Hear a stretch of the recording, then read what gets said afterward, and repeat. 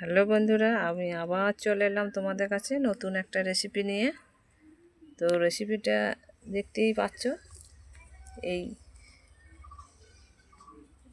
ছোট ছোট করে আলু নিয়েছি আর পেঁয়াজ কুচিয়েছি। আর এটা অনেকেই জানো হয়তো, এটা গিমে শাক বলে।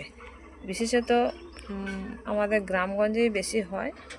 আমাদের পুকুরের ধারে ধারে জল মরে যায়, সেই ধারে ধারেই হয়। তো দেখো, না কাটা বসিয়ে দিলাম। কড়াই গরম হয়ে গেছে, তেল দেবো।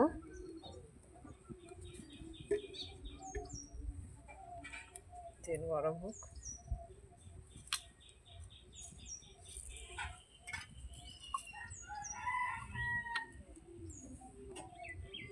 এর মধ্যে দিয়ে দেবো 5 ফোড়ন। তেল গরম হয় না তো।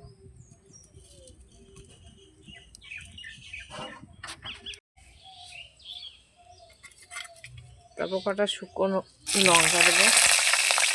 আর কোনো লঙ্কা দেবো না, শুকনো লঙ্কাটাই দেবো। শুকনো লঙ্কা দিয়ে আলাদা রকম টেস্ট হবে।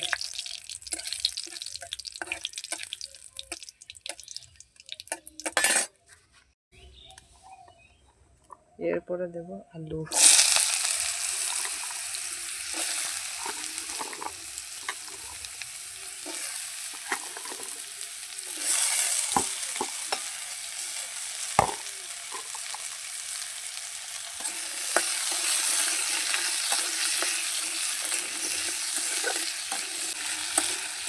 আলু ভাজা ভাজা হয়ে গেলে একটু হলুদ দেবো।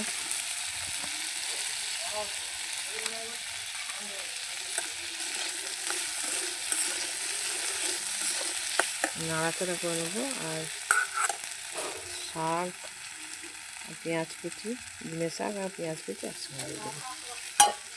এরপরে নাড়তে থাকবো।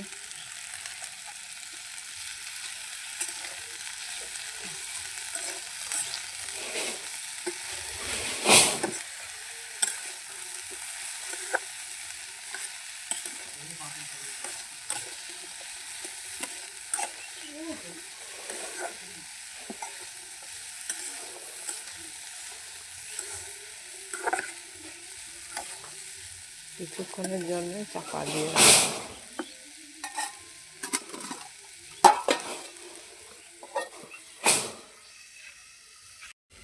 কিছুক্ষণের পর আমি একটু ঢাকাটা খুলে দিয়ে একটু নুন দেবো।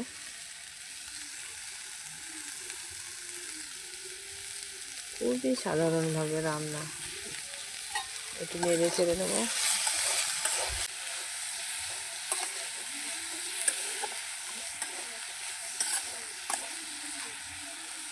আর একবার ঢাকা চাপা দিয়ে, এইভাবে ঢাকা চাপা দিয়ে তারপরে রান্না করতে হবে। আবার ঢাকাটা খুলে নেবো।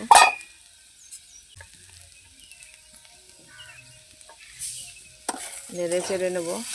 তো আলুটা সেদ্ধ হয়ে এসেছে, একটু সামান্য একটুখানি জল দেবো যাতে আলুগুলো সেদ্ধ হয়। বন্ধুরা দেখো, নতুন আলু সেদ্ধ হয়ে যাবে, সামান্য একটু দেবো। তো বন্ধুরা, আমার রেসিপিটা কেমন লাগলো অবশ্যই কমেন্টে জানাবে। আর সামান্যখানি জল দেবো।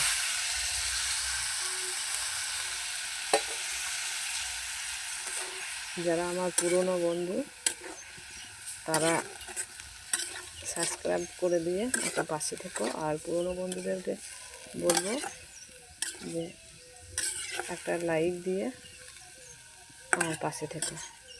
আর একবার ঢাকা দিয়ে রাখবো।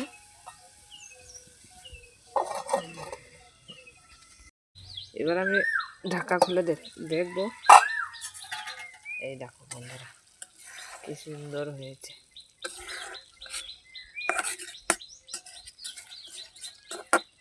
এই হলো আমার ডিমের শাক দিয়ে আলু রান্না। তো কেমন লাগলো রান্নাটা অবশ্যই কমেন্ট করো।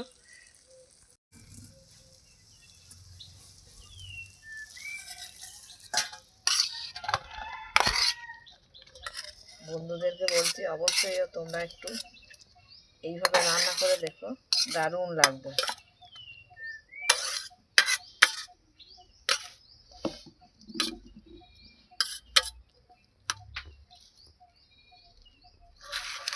দেখো খুব সুন্দর হয়েছে।